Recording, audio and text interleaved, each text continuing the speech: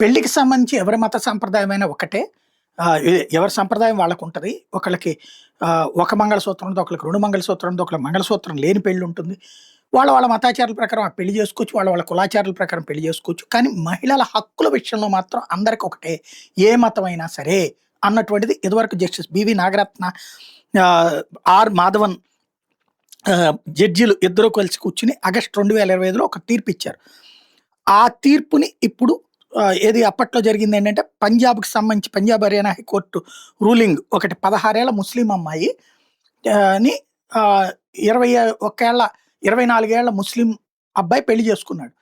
మన దేశంలో as per rule ఏంటి?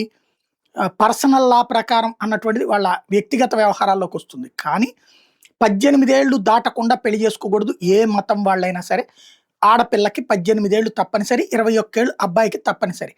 ఆ చట్ట ప్రకారం ఈ పెళ్లి చెల్లుతుంది అని చెప్పి చెల్లదు అని చెప్పాల్సినటువంటి హైకోర్టు, హర్యానా హైకోర్టు వాళ్ళకి ముస్లింలకి సెపరేట్ పర్సనల్ లా ఉంది. దాంట్లో అయితే గనక రజస్వలైన అమ్మాయికి ఎప్పుడైనా పెళ్లి చేసే హక్కు ఆ కుటుంబ సభ్యులకు ఉంది అన్న కారణంగా ఆ కేసును కొట్టివేస్తే మైనర్ బాలిక అన్నటువంటి కేసుని సుప్రీంకోర్టు ఆ తీర్పుని కొట్టేసేసి అది తప్పని జస్టిస్ బివి నాగరత్న, జస్టిస్ మహాదేవన్లతో కూడినటువంటి ధర్మాసనం తీర్పిచ్చింది. పర్సనల్ లా అనేటటువంటిది అమ్మాయి హక్కులకి సంబంధించి దాంట్లో జోక్యం చేసుకోవడానికి వీల్లేదని. కానీ ఇప్పుడు దాన్ని రివ్యూ చేస్తూ సుప్రీంకోర్టు బెంచ్ తాజాగా జస్టిస్ డివి చంద్రచూడ్, జస్టిస్ జేబీ పార్దీవాలా, అలాగే మనోజ్ మిశ్రా ముగ్గురు, అంటే ఇదివరకు 2 జడ్జిలు ఇచ్చారు కదా తీర్పు.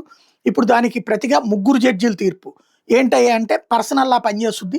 పర్సనల్ లా అనేటటువంటి దాని ప్రకారం ముస్లింలకి వాళ్ళ అమ్మాయికి సంబంధించి నిర్ణయించుకునే హక్కు ఉందన్నటువంటి తీర్పు ఇవ్వడం. ఇప్పుడు ఇది కాస్త పెద్ద సంచలనం కాబోతుంది రాబోయే రోజుల్లో.